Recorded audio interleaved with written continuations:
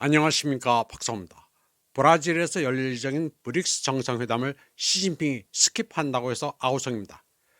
중국 국가주석이 브릭스를 거른 적이 없었기 때문입니다. 국내 매체들은 약속이라도 한 듯 짱여우시아가 어쩌고저쩌고 시진핑이 실가격이라 갈 수가 없다는 소설을 지어내고 있습니다. 인도 매체도 그런 경향이 있습니다. 지금 중국 인도 관계는 최악이기 때문입니다. 그런데 브라질 브릭스에는 러시아 푸틴 대통령도 안 갑니다. 인도는 중국이 파키스탄에 J-10 전투기를 공급하는 바람에 분쟁에서 박살난 데 대한 원한을 가지고 있습니다. 러시아, 중국 두 나라는 모두 인도가 요즘 삐딱선을 타고 있다면서 불만을 가지고 있습니다. 글로벌 사우스와 미국의 양다리를 걸치고 있다는 것입니다. 브릭스는 원래 옐진 시절 총리였던 예프게니 프리마코프의 RIC, 러시아, 인도, 중국 연합이란 구상에서 발전된 것인데 러시아, 중국은 당분간 RIC에서 I를 이란으로 대체한다는 움직임을 보이고 있습니다. 6월 26일 칭다오에서 열린 SCO 국방장관 회담에서 중국과 이란은 굉장히 밀착했습니다. 이란은 중국으로부터 J-10을 수입하기로 했고 052D 구축함에도 관심을 보였습니다.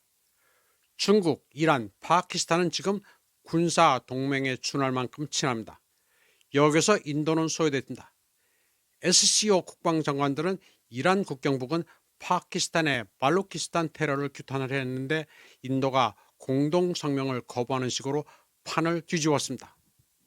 그러자 중국은 보복으로 인도에 공급하는 36만 톤의 화학 비료를 끊기로 했습니다. 인도는 화학 비료의 80%를 중국에 의존하고 있는데 이걸 중국이 끊으니 인도 농민은 난리가 났습니다. 칭다오의 SCO 국방장관 회담에서 인도가 공동성명 서명을 거부하자 바로 보복한 것입니다. 이에 앞서 중국 외교부장 왕이는 5월 21일 베이징에서 중국, 아프간, 파키스탄 외교부장과 회의를 갖고 1대1로를 심호하기로 했습니다. 현재 중국, 파키스탄 간에는 경제회랑이 있는데 이것을 아프간으로도 확장하기로 했습니다. 중국, 파키스탄 회랑은 중국에서 파키스탄 과달항으로 이어지는데 파키스탄 그리고 중국과 지정학적 적대 관계인 인도는 극력 반대하고 있습니다. 모디가 펄쩍 뛰고 있습니다. 브라질에서 호스트인 룰라는 인도 모디를 위한 특별 만찬을 준비했습니다. 그러나 시진핑에 대한 배려는 없었습니다. 시진핑은 한마디로 인도가 꼴보기 싫어 브릭스를 거르기로 한 것입니다. 푸틴도 인도 저거 저렇게 삐딱선을 타면 안 되자고 시진핑 편을 들고 있는 것입니다. 그러나 한국 매체는 그런 사정을 아는지 모르는지 짱여우샤 떠들면 조회수가 높아지기 때문에 주야장천 시진핑 실각설만 떠들고 있습니다. 다음 소식입니다. 글로벌 AI 경쟁에서 중국이 우위를 차지하고 있습니다. 월스트리트저널은 서방 유수 기업들이 중국 AI로 전환함으로써 미국이 글로벌 AI 경쟁에서 주도권을 잃어가고 있다고 보도했습니다. 월스트리트저널은 점점 더 많은 서구 최고 기업들이 중국 인공지능 모델을 채택하면서 미국의 지배력과 잠재적 수익에 도전하고 있다고 보도했습니다. 월스트리트 보도에 따르면 HSBC, 스탠다드 차터드, 사우디 아람코 등 주요 기업들이 딥시크와 알리바바가 개발한 모델을 포함한 중국산 AI 시스템을 도입하거나 테스트하기 시작했습니다. 아마존 웹서비스, 마이크로소프트, 구글 등 미국 기반 클라우드 제공 업체들조차 100억 원의 보안 우려에도 불구하고 딥시크를 고객들에게 제공하고 있습니다. 중국 AI 기업들이 선도적인 미국 모델과 동등한 성능을 훨씬 저렴한 비용으로 제공하면서 전 세계적인 관심이 급증하고 있습니다. 리서치 회사 센서 타워의 데이터에 따르면 딥시크는 이미 전 세계 다운로드 1억 2,500만 건을 기록한 반면 챗 GPT는 9억 1,000만 건을 기록했습니다. 전에도 소개해드렸지만 중국의 딥시크가 우월한 이유는 간단합니다. 중국은 우선 인구빨로 먹고 들어갑니다. 서구 기업들도 중국과 사업을 하려면 중국 표준을 채택할 수밖에 없습니다. 그리고 표의 문자인 중국어와 한문을 해석하는 중국 AI가 기술적으로 서구 것보다 나을 수 있습니다.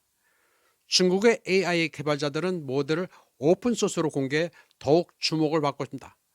남아공 위트워터스란트 대학교는 오프라인 기능과 오픈소스의 유연성을 고려해 딥시크를 시범 연구 프로젝트로 선택했습니다.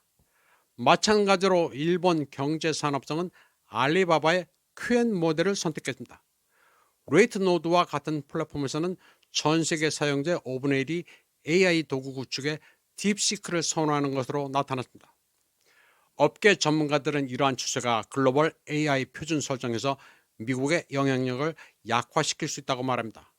마이크로소프트 사장 브렛 스미스는 최근 미국 상원 청문회에서 미국과 중국 중 누가 이 경쟁에서 승리할지를 결정하는 가장 중요한 요소는 누구의 기술이 전 세계에서 가장 광범위하게 채택되는지 여부라고 경고했습니다. 중국 모델의 오픈소스 버전은 제한이 없지만 비평가들은 소비자 대상 앱이 중국 정부 정책을 반영하는 경우가 많으며 더 널리 도입될 경우 중국 정부가 디지털 표준을 전 세계에 적용할 수 있다고 주장하고 있습니다. 이러한 환경 변화는 워싱턴에서 우려를 불러일으켰으며 의원들은 연방기관의 중국산 AI 사용을 금지하는 법안을 검토하고 있습니다. 방금 소비자 대상 앱이 중국 정부 정책을 반영하는 경우가 많다고 했는데 이것은 당연한 것입니다. AI도 결국 사람이 만드는 알고리즘에 따라 돌아갑니다. 따라서 딥시크가 시진핑 XX라고 할 리가 없습니다. 물론 미국 AI도 트럼프 욕은 안 합니다. 디지털 주권이라는 게 바로 이런 겁니다. 다음 소식입니다. 미국이 미국 우선주의 정책의 일환으로 우크라이나에 대한 무기 공급을 중단한다고 매튜 위테커 나토 주재 미국 특사가 밝혔습니다. 그는 미국은 무엇보다 자국 무기고에 충분한 방공 시스템을 확보해야 한다고 강조했습니다. 폴리티코와 MBC 뉴스를 포함한 몇몇 뉴스 매체는 이번 주 미 국방부가 키예프로의 여러 종류의 미국산 무기 운송을 중단했다고 보도했습니다. 보도에 따르면 목록에는 수십 개 패트리엇 미사일, 스팅어와 AIM 공대공 미사일, 수백 개 헬파이어와 GMLRS 시스템, 그리고 155mm 포탄이 포함되어 있었습니다. 이 결정은 미 국방부 장관 피트 헤그셋의 명령에 따라 이루어진 것으로 알려졌습니다. 위테커는 폭스 비즈니스와의 인터뷰에서 이게 바로 미국 우선주의의 모습으로 먼저 미국의 필요를 돌봐야 한다고 말했습니다.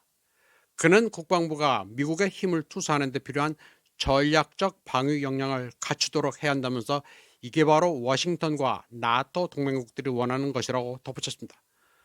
그런데 속내는 분명합니다. 이제 우선순위에서 우크라이나는 이스라엘 뒤로 밀렸다는 소리입니다. 그런데 우크라이나의 반응이 가관입니다. 그들은 미국이 주요 무기체계 인도를 중단했다는 보도에 따라 키예프 주재 미국 대사 존 긴케를 초치했습니다. 우크라이나 외무부가 발표한 성명에 따르면 안드레 시비가 외교부장은 긴케를 불러 항의했습니다. 시비가는 미국이 무기 지원을 지연하거나 중단하면 분쟁이 장기화된다면서 이전에 할당된 지원 패키지, 특히 방공 시스템의 인도를 계속해야 한다고 주장했습니다. 다음 소식입니다. 안제이 두다 폴란드 대통령이 퇴임을 앞두고 좋은 일 하나는 하려나 봅니다. 그는 제2차 세계대전 당시 우크라이나 민족주의자 조직 OUN과 우크라이나 반군 UPA가 저지른 대량 학살의 희생자들을 추모하는 공식 기념일을 제청했습니다.